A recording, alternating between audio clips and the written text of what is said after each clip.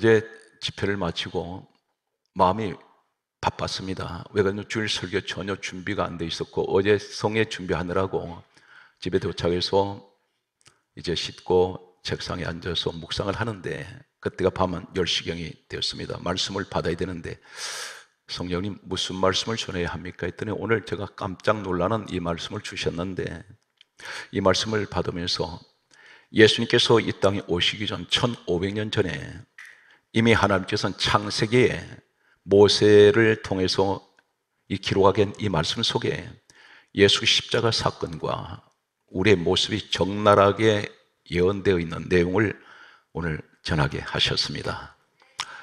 미리 말씀드립니다. 오늘 말씀 전한 이 본문의 주인공이 유다라는 사람인데 이 유다는 지금 전 세계에 이 유대인들은 바로 유다의 후손들입니다. 이분들은 전 세계 약 1,500만 명이 지금 생존하고 있습니다. 그 가운데 순수 유대 혈통을 가진 사람들이 저 중동의 이스라엘 땅은 그 면적이 우리나라 강원도 면적만 합니다. 주변에는 10억이 넘는 아랍인들이 둘러싸여 있습니다. 이곳에 순수 유대 혈통을 가진 사람들이 그곳에 지금 현재 이스라엘 땅에 거주하는 분은 약 500만 명 정도 된다고 합니다. 나머지 분들은 전 세계에 흩어져 있습니다. 가장 많이 살고 있는 곳이 미국입니다. 그런데 10억이 넘는 이 아랍인들이 강원도 면적만한 그 가운데 둘러싸여 있는 아랍인들 속에 마치 포위가 되어 있다시피 되어 있는 많은 나라와 국경을 이루고 있습니다. 우리나라는 북한과 국경을 이루고 대치하고 있지만 이 이스라엘 땅은 여러 나라가 국경을 이루고 있기 때문에 이들을 당해낼 수가 없습니다. 그런데 놀라운 사실은 이스라엘 이 유대 민족을 건드리는 자가 없습니다. 이 사람들은 사전에 사전 경고도 없습니다. 세계 어느 나라가 이 이스라엘 건드리질 못합니다. 다시 말씀드리면 이 유대인들은 소수의 사람들인데 약 2000년 동안 나라가 없어져 버렸습니다. 그런데 다시 2000년 만에 나라가 세워진 유래는 세계사에 없습니다. 바로 이스라엘 땅 민족이 그들의 국가 하나밖에 없습니다. 그런데 이들은 유대인들은 전 세계 어느 곳에 가든지 다 성공을 합니다. 세계 경제의 최대 재벌이라고 하는 재벌 10대 재벌 가운데 절반 이상이 유대인들입니다. 우주선을 쏘아 올렸던 최초의 사람들이 유대인 과학자입니다. 그리고 문화, 예술, 음악 모든 분야의 최고의 사람을 얘기하면 유대 민족을 이야기할 수가 있습니다.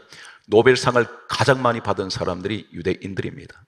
문학가 중에 최고의 거성들이 나온 민족이 유대인들입니다. 그래서 오늘 이 유다라는 사람이 누구냐면 바로 다윗의 조상입니다. 이 집안은 왕족 집안입니다. 오늘 성경 말씀은 이렇게 기록합니다. 마태복음 1장 1절에 보게 되면 아브라함과 다윗의 자손 예수 그리스도의 세계라. 바로 다윗의 자손이 예수 그리스도로 말씀하는 것은 이 다윗의 혈통을 통하여 그 가문을 통해서 예수님이 오시게 됩니다. 이 자리에 교회를 지금까지 평생을 다녔다고 하시는 분들이 계십니다. 그런데 믿음은 전혀 자라지 않습니다. 왜 그럴까요? 하나님을 믿지 못하기 때문입니다. 어떤 분은 이렇게 말합니다. 정말 예수 그리스도가 하나님이시고 하나님 아들이면 나한테 보이라고 말합니다. 증명을 하라고 말합니다. 오늘 저는 여러분에게 증명을 하겠습니다. 증명하는데 가장 확실한 증명은 역사에 기록된 내용입니다. 이것은 조작할 수가 없고 번복할 수가 없습니다. 만약에 신이 살아계신다면 지금 제가 증거하는 1500년 전에 그대로 예언하신 내용이 1500년 후에 이루어졌다면 분명 하나님은 살아계십니다. 이 사실은 성경 전 성경은 약 33명 이상이 기록을 했습니다. 동시에 인물들이 아닙니다. 전부가 약 1500년 구약은 그리고 신약은 약 100년 동안 기록되었습니다. 성경 66권은 약 1600년 동안 기록이 됐는데 약 33명 이상의 사람들이 기록을 했습니다. 그들은 이 땅에서 창세기, 출애굽기, 레위기, 민수기, 신명기를 기록했던 모세는 다윗을 만난 적이 없습니다. 그런데 모세가 성경 5권의 책을 기록했을 때 그 이후에 사람들 다윗을 통하여 솔로몬을 통해 그들은 이 땅에서 전혀 만나보지 못했지만 성경을 66권 한데 모으면 한 가지 결론이 있습니다. 예수밖에 없습니다. 오늘 말씀을 논리적으로, 체계적으로, 이론적으로, 그리고 냉정하게, 냉철하게 여러분들이 이성적으로 오늘 말씀을 들으시고 이 말씀이 확신이 온다면 하나님에 대한 불신감 버려버리고 이 고난의 시간 속에서 우리는 희망을 가져야 되는데 그 소망이 예수께 두시기 바랍니다. 하나님 만약 살아계신다면 하나님 앞에 헌금들은 단돈 10,000원 한 장 아까워하지 않을 것입니다. 그런데 왜 헌금이 그렇게 아깝습니까? 하나님에 대한 믿음이 없기 때문입니다. 그분에 대한 확신이 없으니까 모든 것들이 기도를 해도 기도가 하나님 보실 때에 이 사람의 기도는 엉터리 기도를 하고 있습니다. 형식적인 기도, 마치 녹음 테이프를 틀어놓듯이 계속해서 그런 기도만 계속하는 모습을 보게 됩니다. 오늘 말씀을 접근합니다. 창세기 29장 35절 말씀에 보게 되면 야곱이라는 사람에게 12아들이 태어나는데 그 가운데 넷째 아들이 태어납니다. 이 아들이 유다입니다. 성경 말씀은 이 아들이 태어날 때 이렇게 기록하고 있습니다. 창세기 29장 35절 말씀을 보면 다음과 같이 기록하고 있습니다. 여호와를 찬송할지로다 하며 그 이름을 유다라 하였고 이렇게 기록됩니다. 우리가 이게 찬송하라 하면 일반적으로 들을 때 노래하라는 생각을 합니다. 이 찬송은 노래가 아닙니다. 구약 성경의 히브리어 원문은 이 찬송이라는 이 원문, 이 단어는 여러 가지로 원문이 기록되어 있습니다. 한글에는 찬송이라는 똑같은 내용을 보는데 원문은 전혀 그렇지가 않습니다.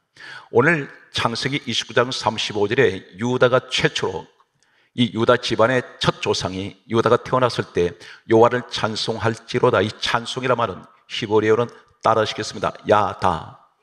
야다라는 말을 쓰고 있습니다. 이 야다가 무엇일까요? 창세기 49장 오늘 본문의 8절에 보게 되면 이렇게 강조하고 있습니다. 유다야, 너는 형제들의 찬송이 될지어다. 이 찬송이 야다입니다. 똑같은 태어날 때도 야다, 찬송하라. 그리고 훗날에 축복을 선포할 때 이 첫 마디가 유다야, 너는 형제들의 찬송이 될지어다. 이 찬송이 야다입니다. 야다란 말이 무슨 말일까요? 노래가 아닙니다. 던지다 뜻입니다. 던져버리다. 이 던지다 뜻이 무슨 이야기입니까? 이 내용을 보게 되면 똑같은 야다라는 히브리 원문을 기록하고 있는 내용을 보게 되면 예레미야 애가 3장 53절 말씀을 보게 되면 던지다, 내던져버리다. 이 말씀이 바로 무엇이냐면 유다는 태어날 때부터 하나님께 자신을 던져버린 사람입니다. 완전히 하나님께 맡기고 사는 인생이라는 것입니다. 그래서 태어날 때 그 이름이 유다라는 것은 하나님을 찬송하는, 나는 하나님께 나를 던지고 살아가는 사람입니다. 그런데 우리는 그렇지가 않습니다. 내 이성적으로 내 생각대로 살아갑니다. 내 고집대로 살아갑니다. 때로는 이렇게 고백합니다. 하나님이 나의 왕이십니다. 전능하신 하나님이십니다. 그런데 자신이 정작 돌아봤더니 자신이 왕입니다. 왜 그렇습니까? 왕 대신 하나님의 지시를, 지배를 받지 않습니다. 통제를 받지 않습니다. 내 스스로가 판단해버리고 기도는 하는데 내 방법으로 해결해버립니다. 그리고 내가 하고 싶은 대로 해버립니다. 이것이 뭡니까? 내 스스로 자신을 왕이라고 인정하는 그러한 선택을 본인이 하고 있다는 것입니다. 던지다, 내던지다. 나는 하나님께 모든 것을, 내 일생을 맡겨버립니다. 이것이 야다, 여호와를 찬송하라. 이 의미가 바로 내던지다 의미입니다. 하나님께 모든 것을 맡기라고 하셨습니다. 베드로전서는 이렇게 말씀합니다. 너희 염려를 다 주께 맡겨버리라 했습니다. 그런데 우리는 맡기지 못하고 근심을 끌어안고 있습니다. 하나님께 맡기면 해결될 텐데 못 맡기고 있습니다. 내가 무엇을 해결해 보려고 하고 있습니다. 그런데 오늘 유다는 태어날 때부터 그렇지가 않습니다. 모든 것을 하나님께 맡겨버립니다. 이때 하나님께 맡겨버리는 이 유다의 인생은 어떻게 예언이 됩니까? 창세기 49장 8절은 계속해서 이렇게 이어집니다. 너 손이 너 원수의 목을 잡을 것이요, 목덜미를 잡을 것이라는 것입니다. 원수의 목을 잡는다는 것은 원수가 꼼짝 못하게 만든다는 것입니다. 이 권세를 주시겠다는 것입니다. 사랑하는 성도 여러분, 여러분 원수가 무엇입니까? 그 원수를, 목덜미를 잡을 수 있는, 하나님께 모든 것을 맡겨버리는 이 유다 같은, 야다가 되십시오. 성경 말씀은 또 계속해서 창세기 49장 8절은 이렇게 기록하고 있습니다. 유다야, 너는 너 형제들의 찬송이 될지어다 이렇게 말하면서 너 아버지의 아들들이 너 앞에 절하리로다. 모든 집안 식구 중에 최고라는 것입니다. 이 하나님께 맡기고 살아가는 인생은. 그러면서 성경이 이렇게 강조합니다. 창세기 49장 9절 말씀을 보게 되면 유다는 사자 새끼로다. 이 사자 새끼라니까 어린 사자가 아니고 젊은 사자를 말합니다. 가장 용맹스러운 동물 중에 왕이 누구입니까? 사자입니다. 너를 당할 자가 없을 것이라는 것입니다. 그러면서 성경이 이렇게 강조하고 있습니다. 창세기 49장 9절에 그를 범할 자 누가 있으랴? 아무도 못 건드린다는 것입니다.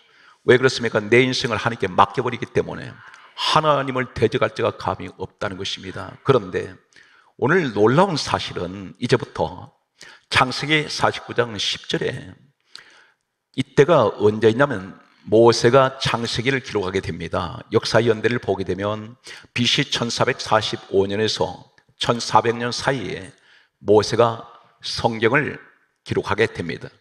그런데 시내산 아래에서 기록했던 이 성경 창세기, 출애굽기, 레위기, 민수기, 신명기 5권의 책을 가리켜 오경, 모세 오경, 모세 율법이라고 부릅니다. 그런데 이로부터 1500년 후에 예수님께서 이 땅에 오실 때 이루는 사건을 그대로 소개를 하고 있습니다. 창세기 49장 말씀 보게 되면 10절 말씀에 이렇게 말씀합니다.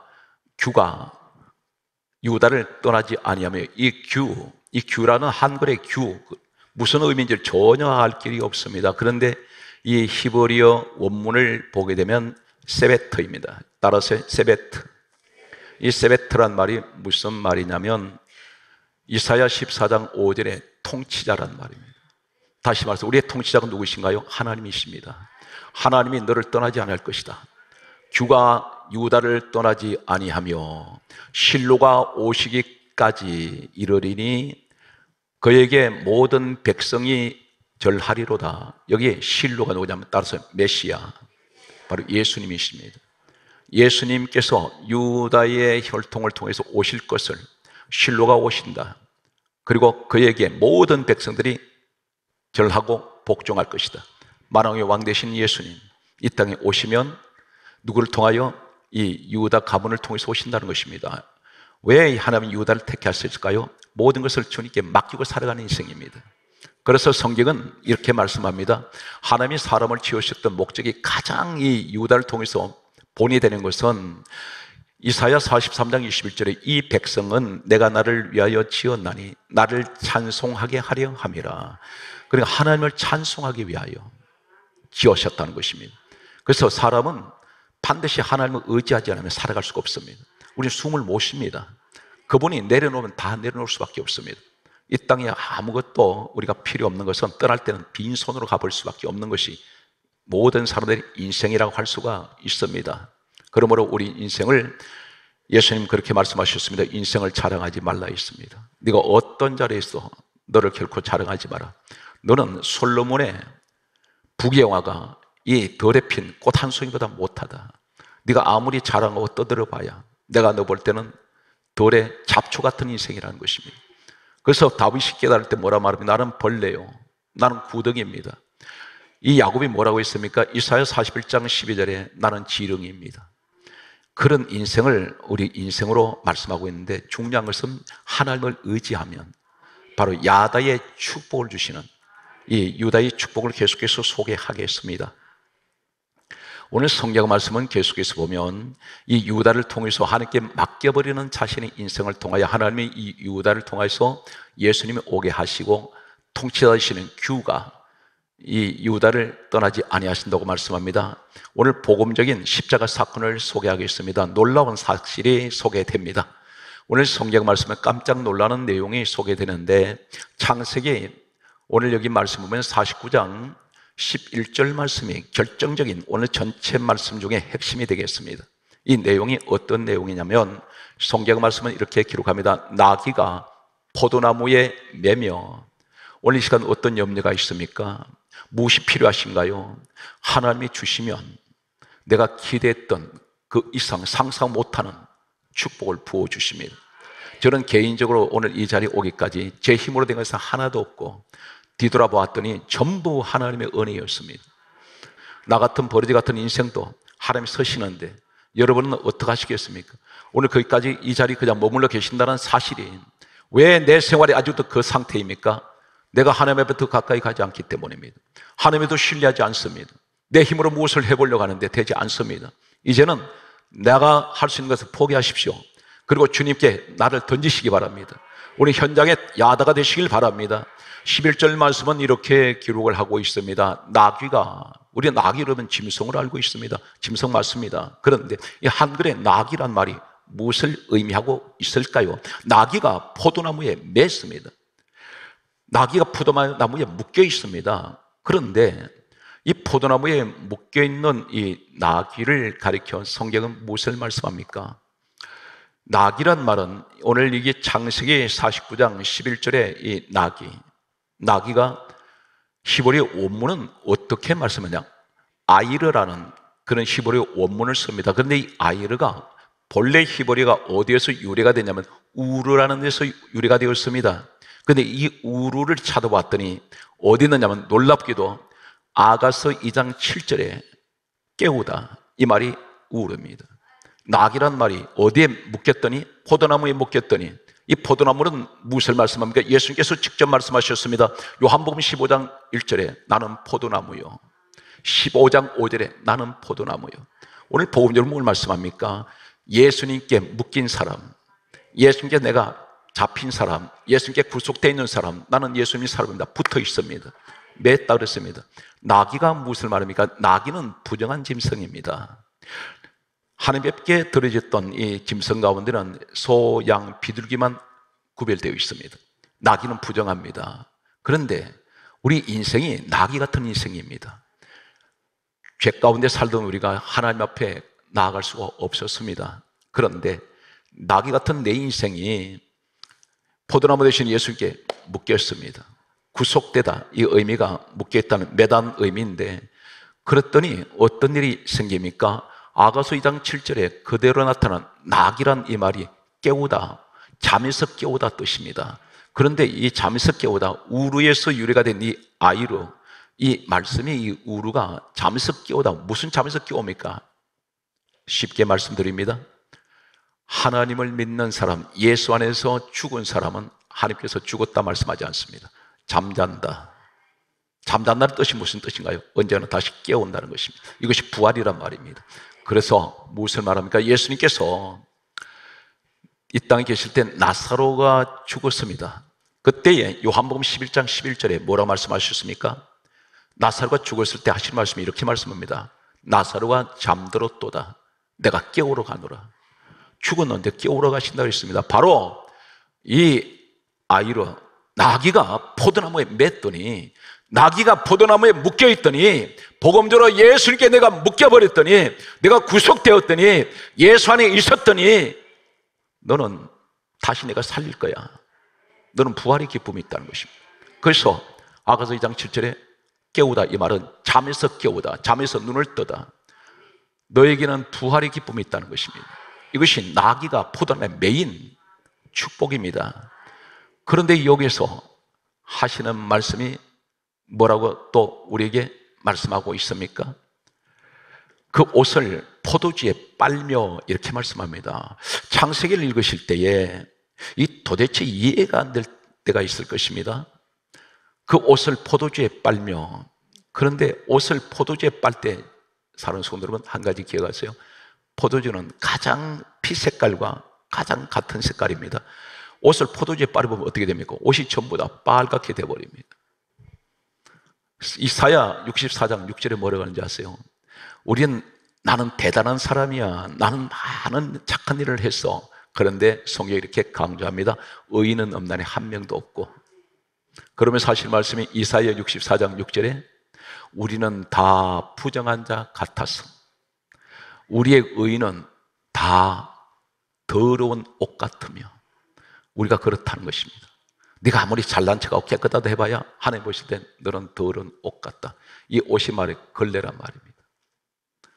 가장 온갖 것들이 다 묻어있는 제투성의 모습인데, 그런데 포도나무가 이 나귀 같은 내 인생이 부정한 자가 포도나무 대신 예수님이 묶여버렸더니, 오늘 그 옷을 포도주에 빤다는 것은 이 말이 무슨 말입니까? 이 빨다, 이 말은 따라서요, 카바스.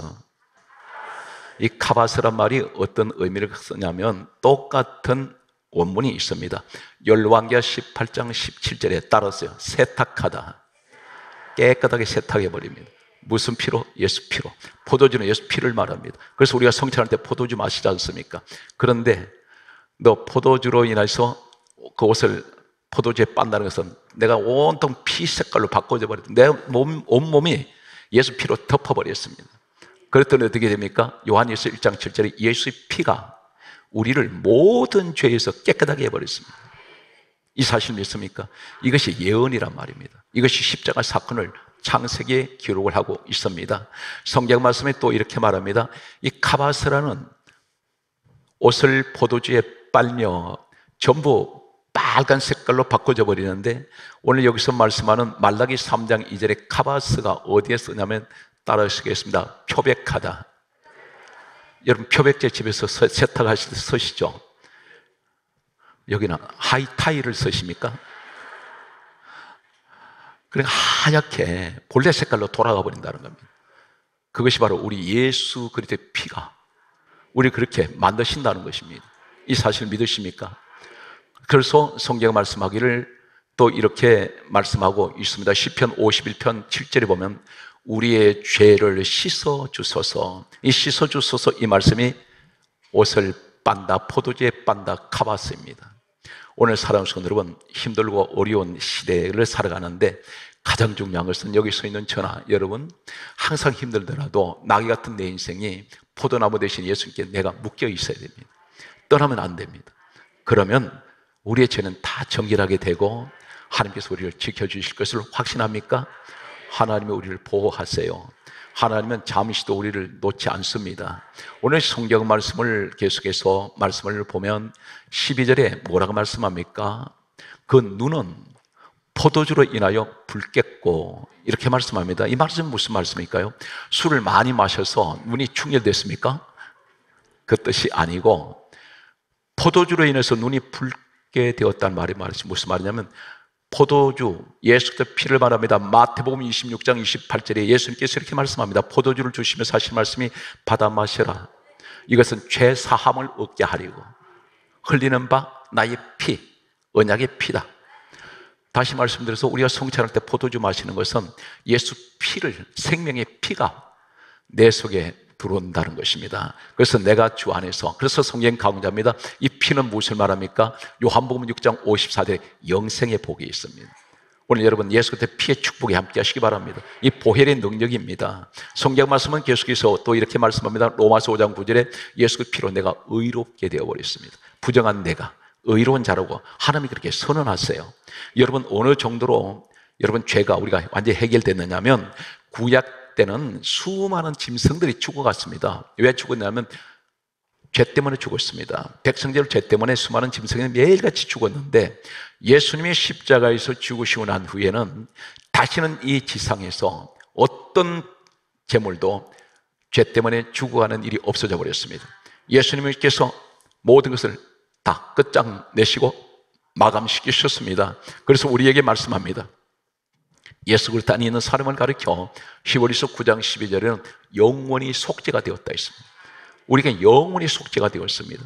여러분 일이 힘들고 어려울 때에 나는 아직도 저주받았는가 봐 이런 말을 하지 마세요. 예수 안에 있는 사람은 저주가 오지 않습니다. 로마서 8장 1절에 예수 안에 있는 사람은 정죄함이 없다 했습니다. 정죄함이 오지 않습니다. 중요한 것은 그 고난이 뭐냐면 고난은 저주가 아니라 반드시 축복으로 가는 통로입니다. 그래서 성경 강조하기를 야고보서 1장 2절에 분명히 이렇게 말씀합니다. 형제들아 너희가 여러 가지 시험을 만나거든 온전히 기쁘게 여기라. 이는 너희 믿음의 시련이 인내를 만들어내는 줄 알미라. 인내를 온전히 이루라. 이는 너희로 온전하고 구비하여 조금도 부족함이 없게 하려 하심이라. 이것이 믿음의 시련입니다. 성경은 베드로전서 4장 12절 이하에 뭐라 말씀합니까? 우리에게 다가오는 불시험이 있습니다. 도저히 감당하기 어려운 이 불시험 속에 있는 사람들에게 사랑하는 자들아 이렇게 부르십니다. 화 있을 점 말씀하지 않고 사랑하는 자들아 너희가 여러 가지 불시험을 만나거든 그것을 기뻐하고 즐거워하라 했습니다. 왜 그렇습니까? 하나님의 영광의 영이 성령께서 너 위에 와 계신다. 믿음의 위대한 모든 사람들 성경에 보면 다 고난을 지나서 그들은 하나님 축복의 자리에 섰습니다. 영광의 자리에 서게 됩니다. 오늘 여러분들도 오늘 이 시대 그 주인공이 되시기 바랍니다. 믿음의 영웅이 되십시오. 성경 말씀은 이 눈이 포도주로 인하여 붉겠고, 이 말이 무슨 말이냐면 내 눈에, 복음적으로 포도주는 예수 피를 상징한다면 내 눈에 예수 피로 말미암아 내 눈으로 지은 죄가 깨끗하게 되어버렸습니다. 그래서 눈으로 포도주가 인하여 내 눈이 붉게 되었다. 예수 피로 오늘 복음적으로 보게 되면 내 눈이 정결하게 되었습니다. 죄가 없어진, 왜 하필이면 눈입니까? 기도만 들으시기 바랍니다. 창세기 3장 6절에 보게 되면 최초로 인간에게 죄가 들어올 때 이 신체 부분에서 어디로부터 들어왔냐? 눈으로부터 들어옵니다. 왜 그렇습니까? 하와가 창세기 3장 6절에 보면 선악과를 본 적 먼저 보았습니다. 보았을 때 죄가 들어오기 시작합니다. 먹음직도 하고 보암직도 하고 탐스럽기도 한지라 첫 마디가 선악과를 본 적, 눈으로 시작되는 최초의 죄가 예수 그리스도의 피로 말미암아 정결하게 되어버립니다. 오늘 축복의 주인공이 되십시오. 오늘 성경 말씀은 정리하겠습니다. 하나님, 너무 힘들고 어렵습니다 할 때에 하나님께 내 모든 것을 다 맡깁니다. 하나님, 모든 것을 내가 야다가 되는 이 사람이 되게 해주셔서 오늘날 내가 유다의 모습에서 하나님께 모든 것을 맡기고 살아가는 오늘 나의 모습이 되게 하여 주시고, 그리고 나는 예수 그리스도 포도나무 되시는 예수님께 나귀같이 살아가던 내 인생이 부정한 자가 주님께 매였습니다. 이제는 하나님 모든 죄에서 정결하게 해주시고 모든 자들이 내 앞에 굴복할 수 있는, 엎드려 절할 수 있는 오늘 유다와 같은 오늘 축복의 주인공이 되게 하여 주시기를 간절히 소망하면서 사랑하는 성도 여러분, 거기에 따라서요, 아무것도 염려하지 말고 오직 기도와 간구로 너희 구할 것을 감사함으로 하나님께 아뢰라. 기도하십시오. 그리하면 모든 지각에 뛰어나신 그리스도 평강이 너희 마음과 생각을 지켜주시리라. 하나님께서 이렇게 마지막 우리에게 권면하십니다. 예레미야 33장 1절에서 3절에 일을 행하시는 여호와, 그것을 지어 성취하신 여호와가, 이 말씀 무슨 말입니까? 시작과 끝을 내가 시작해서 내가 마칠 테니 너 가지고 있는 문제 내게 가져오너라. 이 일을 행하시는 여호와, 그 일을 지어 성취하신 여호와가 내게 이같이 이루노라. 너는 내게 부르짖어라. 내가 내게 응답하겠고 내가 알지 못하는 크고 비밀한 일을 너에게 보여주시리라. 오늘 또 하나님의 영광이 여러분과 함께 하시기를 주의 이름으로 축복합니다.